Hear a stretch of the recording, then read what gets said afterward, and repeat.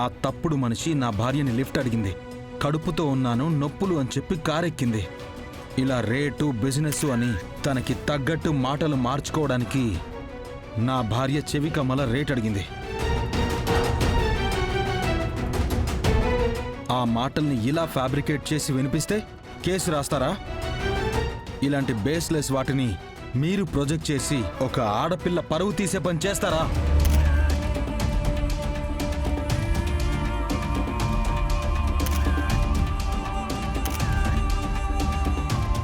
ఏయ్, నీ ఫోన్ ఇవ్వు. ఇవ్వు.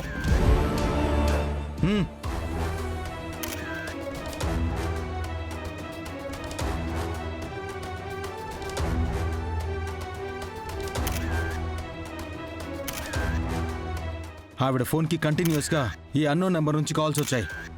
వాట్సాప్లో ఏవేవో మెసేజ్లు వచ్చాయి, అవి కూడా డిలీట్ అయ్యాయి.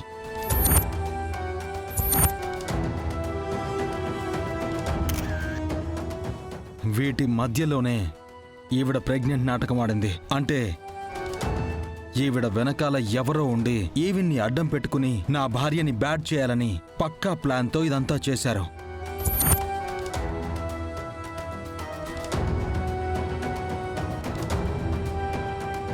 ఈ నంబర్ని ట్రేస్ చేసి చూసారా? లేదు కదా. ఆ ఫేక్ అండ్ ఫ్యాబ్రికేటెడ్ ఆడియోని పట్టుకుని ఒక ఇండస్ట్రీస్కి ఎండి అయిన నా భార్యని అరెస్ట్ చేస్తారా?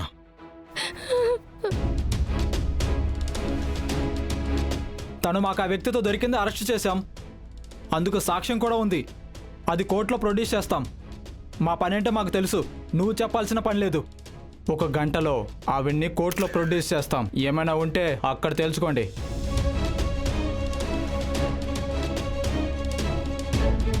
ఎస్ఐ, ఫోన్లో ఆ తప్పుడు మనిషి ఎవరితోనో మాట్లాడినదని చెప్తా ఉంటే అదే ఎంక్వైరీ చేయకుండా కోర్టు తీసుకుపోతానంటావేంది?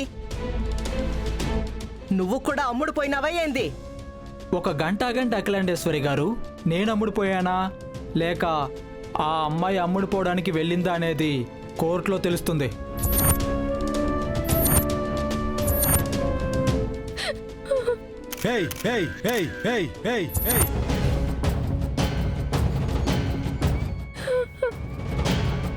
ఇంకొక మాట మాట్లాడితే నిన్ను ఇక్కడే చంపి నేను కోర్టుకు వెళ్తాను. ఏంటి సార్, చట్టం గొంతుని నొక్కుతున్నారా? లేదండి, అసత్యాన్ని అదుపు చేస్తున్నాను. అది కోర్టులో చేయొచ్చు కదా. కోర్టుకా? నా భార్యని కోర్టు మెట్లెక్కిస్తే నేను ఉండి ఉపయోగం ఏంటి? తను తప్పు చేయలేదని ఆధారాలతో సహా ఇంకొక గంటలో నిరూపించి నా భార్య నిప్పు, వీడు తప్పు అని మీడియా ముందు ఆధారాలతో సహా బయట పెట్టి నా భార్యని ఇక్కడి నుంచి బయటికి తీసుకెళ్ళిపోతాను. మీ మీడియా వాళ్ళు ఇక్కడి అసత్యం బయటికి పొక్కిందంటే మాత్రం చెప్పాను కదా, చిరిగిపోద్ది. మ్యాగీ, ఒక్క గంట, ఒకే ఒక్క గంట ఓపిక పట్టు, వచ్చి నేను తీసుకెళ్ళిపోతాను.